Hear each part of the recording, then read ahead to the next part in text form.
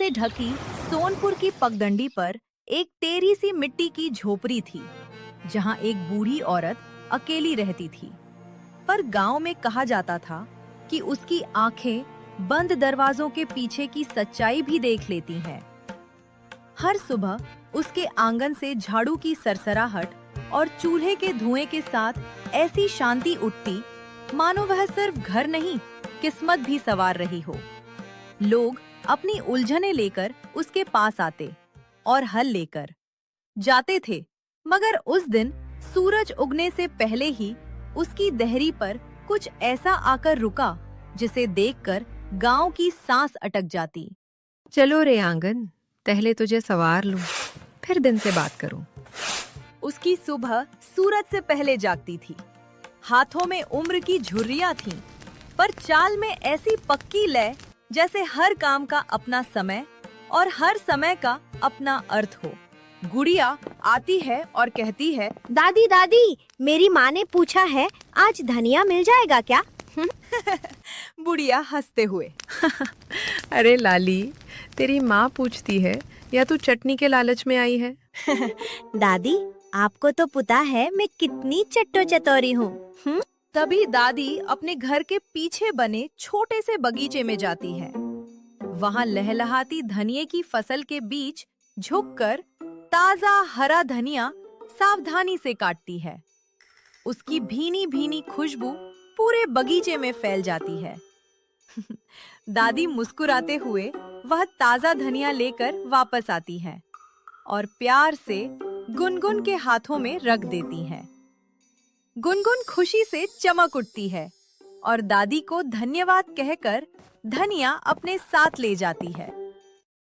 वह डांट में लिपटी मिठास थी और बड़ों के लिए एक ऐसी समझ जो किताबों से नहीं, जीवन से निकली थी। अगले दिन रामू किसान थका हारा माई के पास आता है और कहता है, माई, मैं बहुत परेशान हूँ। मेरी सारी फसल सूखने लगी है। कृपया मेरी मदद कीजिए। अरे बोल, क्या बात है? मैं जरूर मदद करूंगी। बोल बेटा। माई, इस बार खेत में पानी रोकूं या नाली खोल दूं? क्योंकि इस बार बादल धोखा दे रहे हैं। अच्छा, ये बात है। कल रात चींटियां दीवार चढ़ रही थी और सुबह हवा पूरब से चली। हाँ, चली तो थी। हाँ तो नाली आधी खोल, पूरा पानी छोड़ा तो पछताएगा। बरसात आएगी मगर ठहरेगी नहीं। तुम्हारी बात मानकर ही पिछले साल फसल बची थी माई। मैं क्या बचाती हूँ रे, बस निशानियाँ पढ़ लेती हूँ।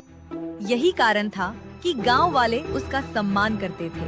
तभी सीता घबराई हुई जल्दी जल्दी आती है। माई, तुम ही कुछ कहो। मोहन 3 दिन से अपने भाई से बात नहीं कर रहा, बस जमीन की मेर को लेकर घर सिर पर उठा रखा है। पहले सांस सीधी कर, फिर बात सीधी होगी। बैठ। जिस खेत की मेर के लिए भाई भाई से कट जाए, समझ लेना खेत छोटा नहीं हुआ, दिल छोटा हो गया। आज शाम दोनों को मेरे पास भेज।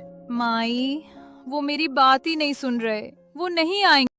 अगर तू रोकर बुलाएगी तो नहीं, अगर चुप रहकर कहेगी माई ने बुलाया है तो जरूर आएंगे।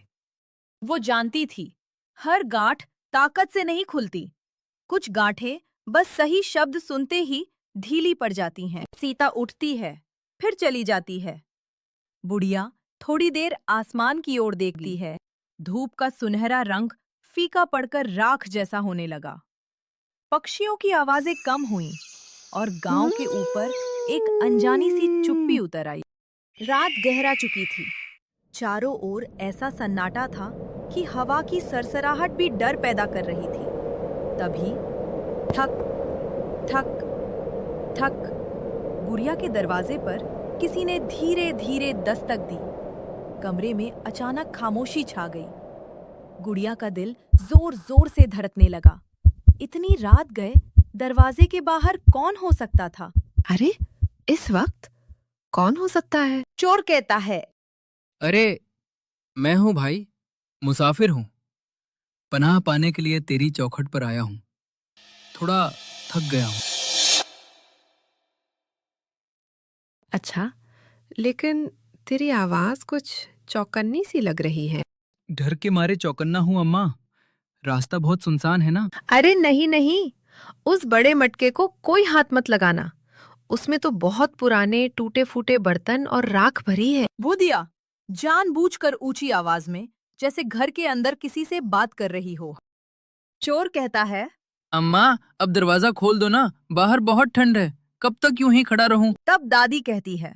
अंदर आने से पहले अपना चेहरा तो दिखा। फिर चोर कहता है, नहीं अम्मा, बाहर बहुत अंधेरा है, चेहरा कैसे दिखाऊं? मैं सच कहता हूँ, मैं कोई चोर नहीं हूँ। ना मेरे हाथ में कोई हथियार है, ना कोई बुरा इरादा। बस एक रात की पनाह चाहता हूँ। तब दादी कहती है, बेटा, बुरा इरादा कभी अपनी पहचान बताकर नहीं आता। वो तो दुआ मांगते मांगते भी घर टटोल लेता है। तुम हर किसी पर शक करती हो क्या? बुढ़िया, नहीं, बस उस पर करती हूँ जो दरवाजे से कम खिड़की से ज्यादा बात करे। अम्मा जिद अच्छी नहीं, अकेली रहती हो, मदद मांगना भी पड़ सकता है। और लालच भी अच्छा नहीं, हाथ बढ़ाओगे तो पछताओगे। तुम मुझे धमका रही हो? धमकी नहीं, समझदारी दे रही हूँ। जो रात के साए में आता है वो सुबह गांव की नजरों से नहीं बचता। गांव? इस वक्त कौन आएगा तुम्हारी मदद को? हरिया, ओ हरिया बेटा, जरा बाहर की आहट तो सुन। लगता है कोई मेहमान आया है। बुढ़िया ऊंची आवाज में बोलती और चोर को चकमा देने की कोशिश करती है। कौन? हरिया? यहाँ कोई और भी है? क्यों? अभी तो कह रहे थे डरते नहीं। नाम सुनते ही सांस क्यों अटक गई?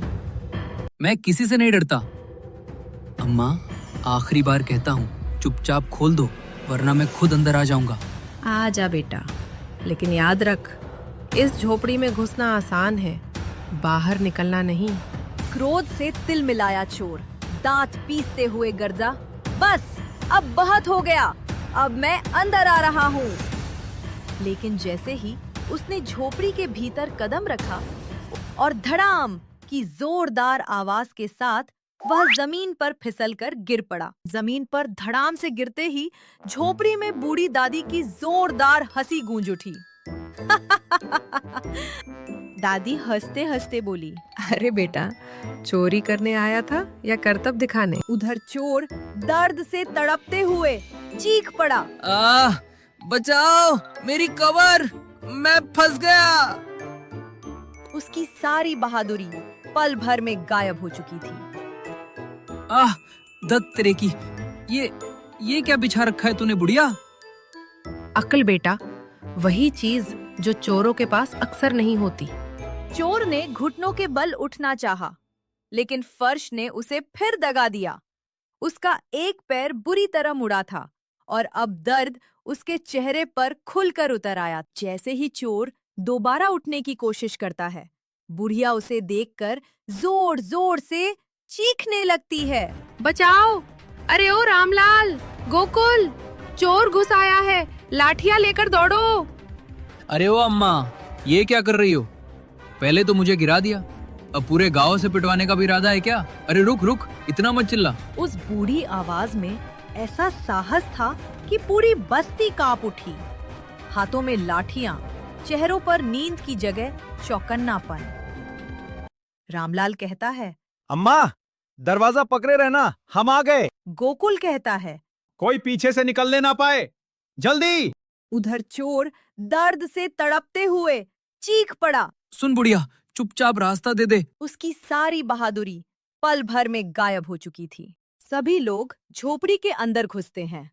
रामलाल जमीन पर फैले तेल को देखकर हैरानी से कहता है, अरे अरे जरा ध्यान से, पूरी जमीन पर तेल ही तेल फैला हुआ है। इतने में ही गोकुल तेल पर पैर पड़ते ही जोर से फिसल जाता है। अरे बाप रे, मैं गिर गया। हिलना मत, एक कदम भी बढ़ाया तो यहीं धर देंगे। पीछे हटो, मैं किसी को मारना नहीं चाहता। चोरी करने आया था, दया की उम्मीद मत रख। अरे बहन, तू ठीक तो है? इसने तुझे चोट तो नहीं पहुंचाई? मुझे नहीं, इसकी अक्ल को चोट लगी है। मैंने कहा था, घुसना आसान, निकलना नहीं। गांव वालों की आंखों में अब हैरानी थी। जिस औरत को वे अकेली और असहाय समझते थे, उसने खुद अपने घर को जाल बना दिया था। अम्मा, तूने पहले ही तेल फैला दिया था? मतलब तुझे इसके आने का अंदेशा था? बुढ़िया, अंदेशा नहीं, यकीन था। लालच की चाल मैंने बहुत पहले पहचान ली थी। बुढ़िया की सूखी हथेलियों में डंडा नहीं, पूरे गांव का सम्मान चमक रहा था। और अब चोर की आंखों से धौंस उतर चुकी थी और उसकी जगह विंती ने ले ली थी। गांव वाले चोर को लेकर झोपड़ी से बाहर। उस रात गांव ने एक बात हमेशा के लिए सीख ली, ताकत नहीं, समझ सबसे बड़ी ढाल होती है। और बुढ़िया की बहादुरी की कहानी पीढ़ियों तक सुनाई जाती रही।